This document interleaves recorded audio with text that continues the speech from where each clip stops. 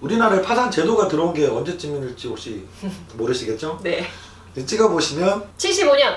오우 그래도 다른 분보다는 훨씬 근접하게 얘기하시네요. 아, 그래요? 1962년도에 처음 법률이 생겼어요. 되게 역사가 깊죠? 근데 첫 사건은 언제 있었을까요? 개인 첫 파산 첫 사건? 사건이 82년. 그것도 뭐 근접하실 텐데 훨씬 더 뒤에요. 97년도 IMF 터졌을 때 첫 사건. 첫 사건이. 법률은 벌써 그러니까 97년도면 30년이 넘은 거죠? 30 몇 년 전에 법률이 생겨 있는데 아무도 신청을 하는 사람이 없어요. 그 법만 있지 사실 죽어있는 법인 거죠. 파산하면 정말? 사회적으로 매장된다. 꼬적에 빨간 줄 올라간다.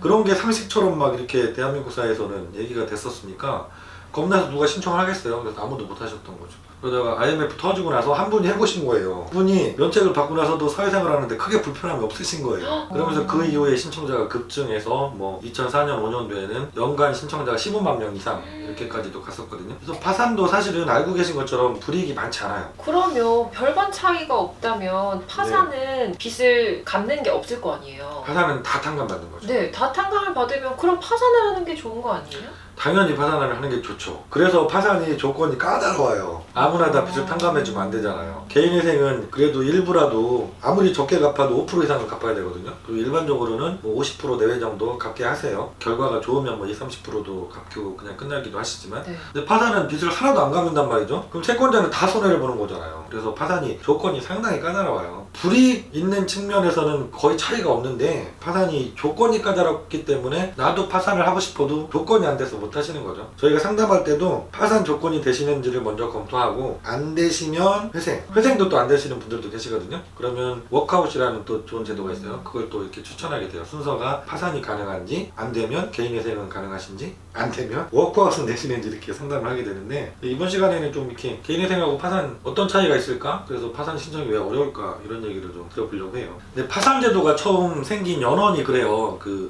16세기 중반에 영국에서 시작된 제도인데요. 빚잔치를 국가에서 해주기 위해서 생긴 제도예요. 아, 빚잔치를 예. 국가에서요? 한 사람이 망했으면 그분이 갖고 있는 재산을 채권자들한테 공평하게 나눠주자 그런 의미에서 시작된 거예요. 지금처럼 채무자를 면책시켜서 빚을 탕감해주자 이런 의미로 시작된 건 아니고 채권자들이 공평하게 그 재산을 나눠 가질 수 있도록 법이 도와주자 해서 생긴 제도이고 그 이후에 이제 발전하면서 채무자를 구제하는 면책 제도가 들어오고 그래서 지금처럼 면책의 의미가 더 커지게 된 것 뿐이거든요. 그래도 법원을 통한 빚잔치이기 때문에 개인회생처럼 재산을 유지할 수는 없습니다. 파산 선고 시에 갖고 있는 모든 재산이 빚잔치로 다 나눠줘야 돼요. 파산 관제인이 환가 배당을 한다. 개인회생보다 파산이 좀 더 까다로운 조건들이 많다고 하셨잖아요. 그렇죠. 그러면 이 파산에서 이런 조건이 있으면 안 된다 하는 네. 것들이 있을까요? 그게 있어요. 그래서 파산이 어려워요. 면책 불허가 사유라고 하거든요. 우리가 면책을 받는다고 하거든요. 개인회생도 법원에서 결정을 받고 돈을 3년 동안 잘 내면 3년 후에 면책이라는 결정을 받아요. 책임을 면한다는 의미죠. 파산도 마찬가지로 면책을 받기 위해서 신청하는 건데 면책 불허가 사유라는 규정이 파산에는 많아요. 그 면책 불허가 사유가 뭔가요? 재산을 숨긴 거죠. 파산에서는 이게 걸려버리면 면책을 안 해주는 거죠. 면책 불허가가 되는 거죠. 조사를 되게 꼼꼼하게 하세요. 그래서 말씀드린 것처럼 최근 것만 보는 게 아니라 막 10년 전 재산까지도 다 검토하시는 거예요. 제가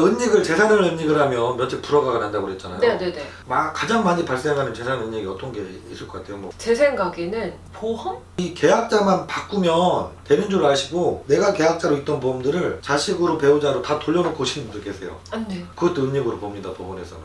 지금 서류만 보는 게 아니라 계약상 변경했는지도 확인을 다 하세요. 그런데 돌려놨다. 그럼 이것 때문에 면책 불허가를 받으실 수도 있어요. 그리고 또 그 다음으로 흔한 게 임차 보증금 돌려놓으시는 거. 보증금. 예, 법원에서 또 철저하게 조사하시는 게 파산하시는 분들 대부분이 뭐 개인회생도 마찬가지지만 내 집을 갖고 있는 경우보다 임대로 사시는 분들이 많잖아요. 카드 연체되고 대출 연체되면 제일 걱정하시는 게 압류 들어오는 거 걱정 많이 하시잖아요. 근데 보증금도 당연히 압류가 될 수 있으니까 걱정돼서 그걸 돌려놓는 거죠. 계약자만 바꿔놓으면 압류는 못 들어오니까. 그래서 오시면 그것도 재산 은닉이 돼버립니다. 이런 일이 근데 의외로 흔해요. 그러니까 은닉의 했다기보다도 의도가 아니라 네. 뭔가 이제 힘든 과정 속에서 그렇죠. 네. 이렇게 했던 게 오히려 안 좋을 수도 있네요. 맞아요. 어떻게 해요 이럴 때는? 법원에서 그래서 그분이 왜 그렇게 할 수밖에 없었는지 상황들도 다 보세요. 이분이 정말 은닉하려고 한 게 아니라 어쩔 수 없는 상황에서 집은 있어야 사니까 그것까지 뺏기는 게 두려워서 어쩔 수 없이 바꾸셨다 이러면 면책 불허가까지는 안 하시고 은닉된 재산의 일부는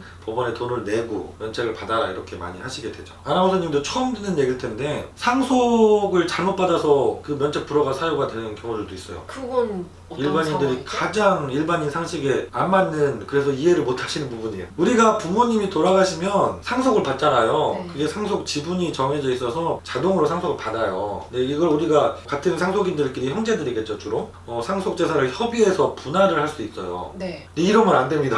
그럼 그것도 은닉으로 들어가는 거예요? 근데 용어는 좀 다른데 거의 같이 봐요. 그게 뭐냐면 채권자에게 불이익한 처분 행위라고 하거든요. 법률 용어로는. 상속포기는 정식으로 가정법원에 상속포기 신청서를 제출해서 법원 결정을 받은 걸 상속포기로 봐요. 그래서 이 경우에는 내가 상속을 안 받더라도 불이익한 처분 행위로 보지 않아요. 채권자를 해하는 행위로 보지 않습니다. 내가 이미 카드가 연체되고 대출금 연체됐는데 아버님이 돌아가셔서 상속을 받을 수 있는데 가정법원의 상속포기란 게 아니라 그냥 단순하게 형하고 협의해서, 어머님하고 협의해서 등기만 넘겨주면 너 일부러 안 받은 거지. 받았으면 우리가 가서 그 재산에 압류 걸고 뺏어갔을 텐데 일부러 안 받은 건지 이렇게 봐요. 근데 일반인들은 뭔 차이야 도대체? 그러게요. 법원에다가 신고한 거랑 신고 안 하고 그냥 등기만 넘겨준 게 무슨 차이야? 나는 안 받았는데. 이렇게 생각하시는 거죠. 그러다 보니까 이런 일이 비일비재하게 생겨요. 또 네. 대표적으로 말씀해 주실 또 다른 중요한 조건이 있을까요? 뭐 간단한 게 조건이 한 가지 있긴 해요. 그거는 큰 차이는 없습니다. 기간의 제한이 있거든요. 개인회생을 2번, 3번 하시는 분이 있을까요? 한 번밖에 안 되는 거 아니에요? 그렇게 많이들 알고 계시죠. 근데 여러 번도 할 수는 있어요. 3년 동안 돈을 잘해서 면책을 받았어요. 그 다음 해에 바로 하면 안 되겠죠? 그래서 법에서도 제한을 두고 있어요. 5년 동안은 못하게 돼 있습니다. 네. 개인회생은. 근데 파산은 기간이 조금 길어요. 7년. 파산도 다시 할 수 있어요? 다시 할 수 있어요. 아, 저희 의뢰인 중에 2번째 하신 분들도 꽤 계세요. 제가 이제 슬프네요. 17년이나 일을 하다 보니까 2번째 오신 분들도 뭐 꽤 계세요. 차이점이 조금 있긴 해요.